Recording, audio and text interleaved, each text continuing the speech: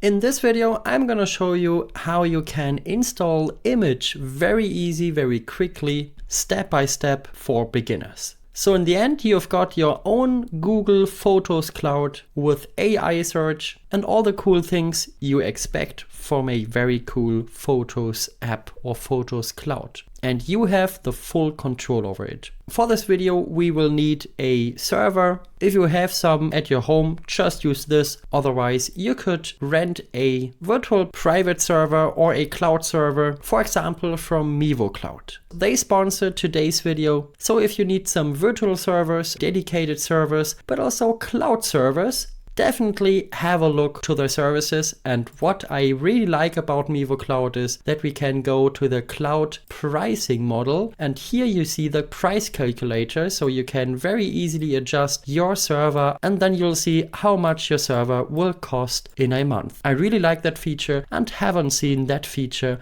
on many other hosters. And what type of server do I recommend for running Immich, or what are the minimum requirements? I would recommend a minimum of 2 CPU cores, a minimum of 4 GB of RAM, 20 GB of SSD storage, this is fine, and then the rest of HDD storage, I choose now 100 GB. And then you have your complete private space, and you can also just pull the slider up if you need some more. And what we also have to book is a public IP address. This is also important. If you have a server with similar specs, then you are perfectly prepared. And if you want to try it out, feel free to apply the promo code linuxort_mivo, which provides a 30% discount for 3 months on all services in their virtual category. So definitely have a look at them. I put you the link into the video description. I for myself got a virtual server. I already ordered it and I got an email with all the important information. The information I got from them is my IP addresses and my login information. So at first we want to log into the server, and we can do this by opening up a new terminal, and we want to type in SSH root at, and then we want to insert our IP address of the server here. It asks, are you sure we want to continue connecting? Because it's the very first time we connect. This is okay for me. I type yes, and then we can type in the password. So I just copy that and paste it in here. And afterwards we should be authenticated. Very nice. I got here an Ubuntu server. We can see this by typing in the command cat/etc/os release, and then we see, okay, in my case it's Ubuntu 24.4. But you can also follow this tutorial, for example, if you have a Debian server or if you have Ubuntu 22.4. This is our starting point. At first, I have a command I always issue on new servers. I put you this command into the description. This basically says, hey, do an update and upgrade all packages you'll find on the way, and also install some basic tools I'm using on a regular server, but also a firewall and also fail to ban is already included. You can run this command, of course, you don't have to. It's just to make your server a bit more secure in this first place. While the server is updating and upgrading, let's have a look at the so-called DNS entries. If you have ordered a domain from mivoCloud or another hoster, you can actually insert the IP address to your domain and add a new subdomain. I for myself, for example, want to reach the new app later under immich.linuxort.com. So I'm in the DNS settings of linuxort.com and have to create 2 new entries. The first entry is an A entry with the host Immich, and then in the end our IP address like here. Then we want a second entry. This is a quad A entry. We also want it as a host Immich, and then we insert the IPv6 address. Those settings I apply to my DNS settings. So I'll show you how I will do it on my DNS hoster. My first entry is Immich on the host, then A is fine, and then the IP address, and then Immich again, and then we want a quad A entry, and then the IPv6 address. Okay, very nice. Afterwards, I hit save, and those changes take about 5 minutes when you insert new entries and about 24 hours when you change existing entries. But no worries, if you don't have such DNS settings, that's no problem. You can still follow this tutorial. Here we are now on our server again, and at first we want to install Docker. For that, I follow the official Docker documentation, how to install Docker on Ubuntu. If you have Debian, just follow the very similar Debian tutorial. It's very easy, it's just a couple of commands we have to insert.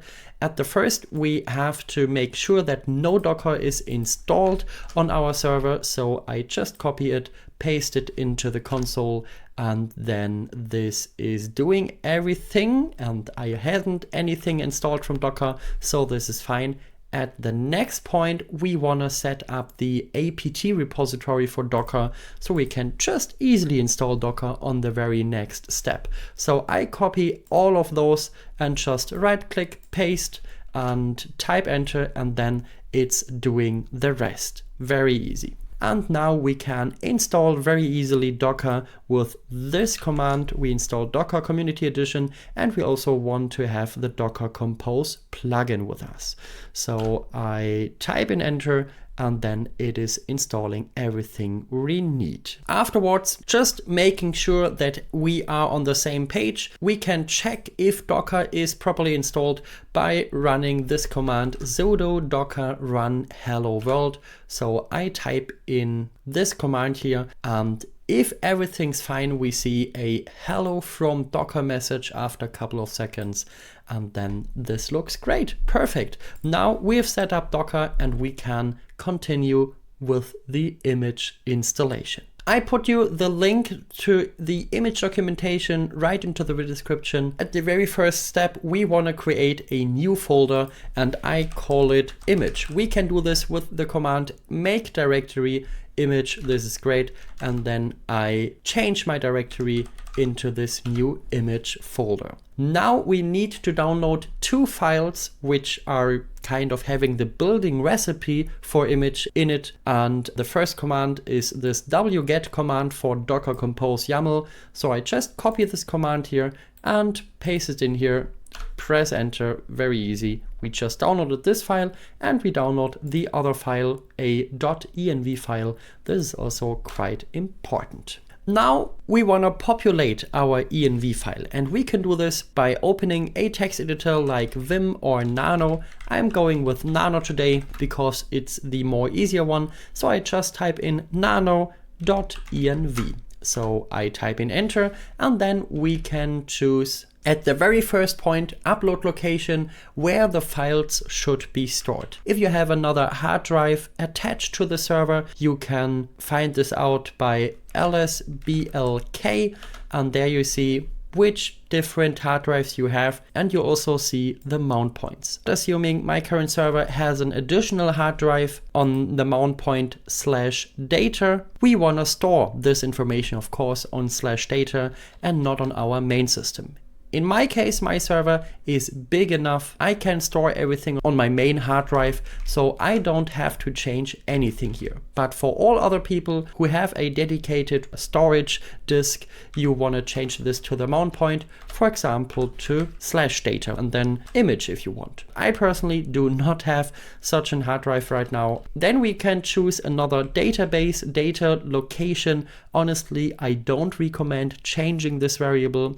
You can also then send your time zone if you have a different one. So for example, I for myself have Europe/Dublin. Then we could choose another Immich version. We leave it to the default, and then we can also define a database password. You probably won't need this password in any cases, but it's good to choose something else here. So I just type in something here. This is fine for me. I recommend you not to choose many different special characters, just numbers and letters are completely fine. Yeah, and that's it. In the end, I press Ctrl-O, entry, Ctrl-X, and then we are back And we now successfully edited our env file, which has all the important stuff for our application. And that's basically it, to be honest. Now we want to type in the command docker compose up-d. With this, Docker reads the Docker compose file, reads the .env file, and then spins everything up and downloads, of course, at the very first point, Immich. This takes a bit. After about 2 minutes, everything is set up, and now we still have something to do. Immich is now installed, but how do we access it? Via the web browser. And we don't want to do it like this here. We want to set up a reverse proxy before it to make it very safe for everyone to use, and especially encrypt the transport between your browser and your Immich web application. And yeah, for this, again, we need a reverse proxy. I personally recommend Caddy for that. It's a very easy web server, and you don't have to do some things with Let's Encrypt or something else. It's very, very easy. So I type in sudo apt install Caddy. Caddy is a web server like Nginx or Apache, but is much more modern and has so many features, so it's perfect. I type in yes, this is fine. I want also to install some other packages, and Caddy is installed in very few seconds.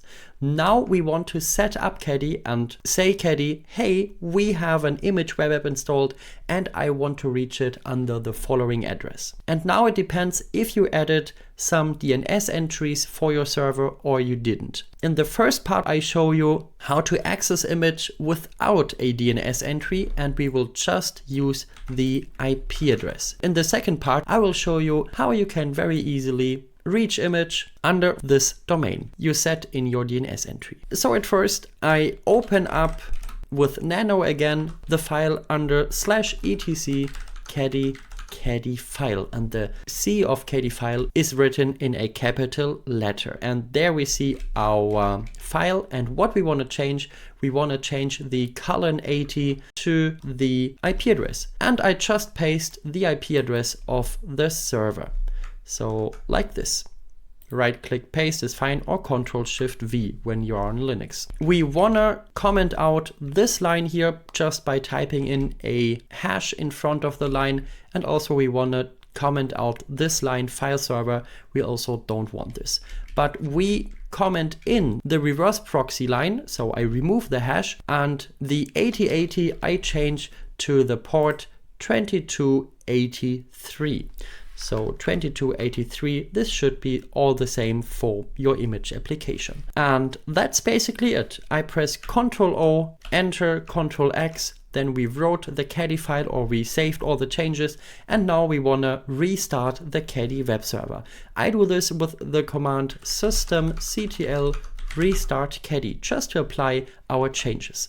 And yeah, that's it. And now I can type in the IP address of my server into the browser, and if we have everything done right, we see our welcome to Immich screen. Very nice. Now we will come to the part where you have set up your DNS entry and you want to reach your Immich web app not under the IP address but with your real DNS name.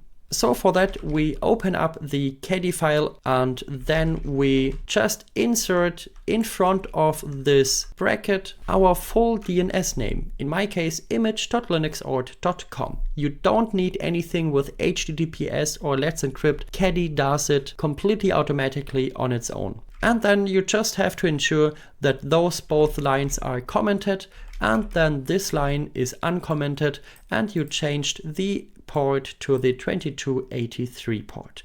Very nice. I press Ctrl-O, Enter, Ctrl-X, and then we also just restart the Caddy web server, and now it gets its own automatic Let's Encrypt certificate for secure HTTPS. And if we have done everything right, I can now issue and reach my Immich app under immich.linuxort.com. And yeah, that's it. We have a secure, quite professional photo app. Now I would say we want to get started. So I hit getting started, then I type in my admin email, then my admin password, and then my name.